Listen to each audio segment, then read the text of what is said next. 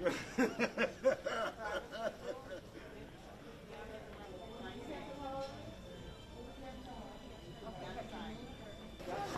here.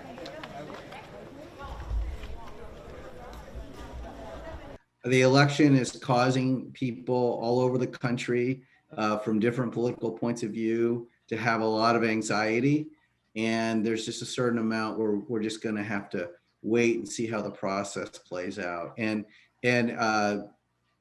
really exult in the fact that there's been unprecedented voter participation in this election. There's also a lot of anxiety because of the particular character of this president and some of the commitments that he has refused to make with respect to the election process. He's particularly volatile, and he's particularly uninterested in sort of the legal bounds. Again, the election's not up to him, but he conveys the sense that anything can happen when in fact, that's not really true.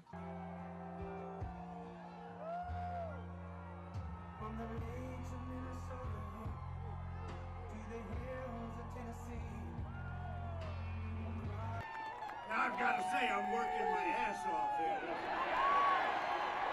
So Sleepy Joe. I think it's absolutely critical that Americans understand that we may not know on election night or even for a day or two thereafter exactly who won. And that Americans understand that there is nothing wrong with that. That's not a sign of our system failing us.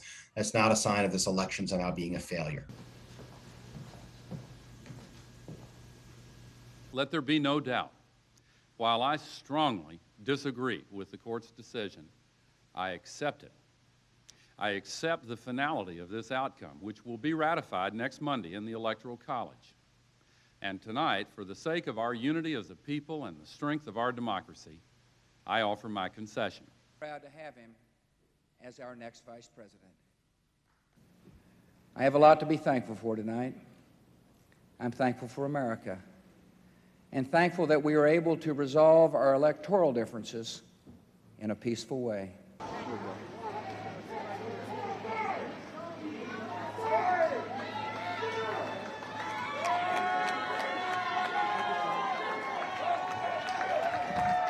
Even amidst the pandemic, even amidst foreign cyber-enabled threats, I think Donald Trump has been a serious threat to the integrity of these elections and ultimately to how their legitimacy is viewed by large sectors of the American public.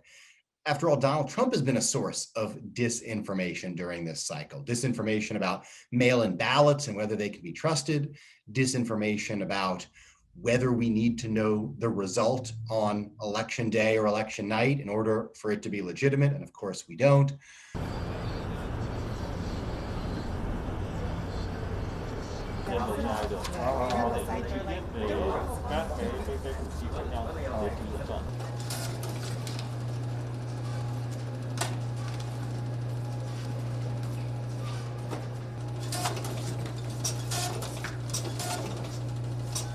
Most places that are holding elections have had to hold an election already under the pandemic.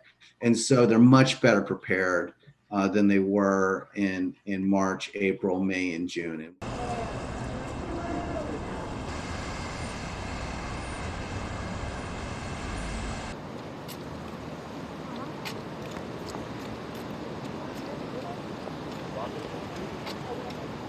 I think the call to vote, to show up to vote, who everyone supports, just vote, seems to be resonating. Because even as we have this conversation, an extraordinary number of ballots have already been cast. It's estimated that over half of the votes that will be cast in this election have already been cast, and we're still a number of days before Election Day. That's really unusual. It's really extraordinary.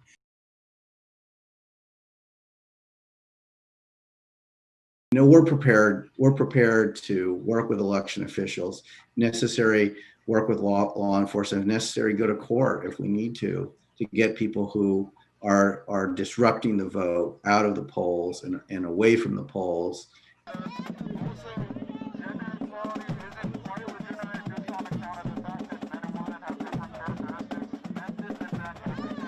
There will be lawsuits filed, but a lawsuit without provable facts of a statutory or constitutional violation is just a tweet with a filing fee. It's just a piece of paper and a messaging device. I think most of the legal claims that could be made after the election have already been made.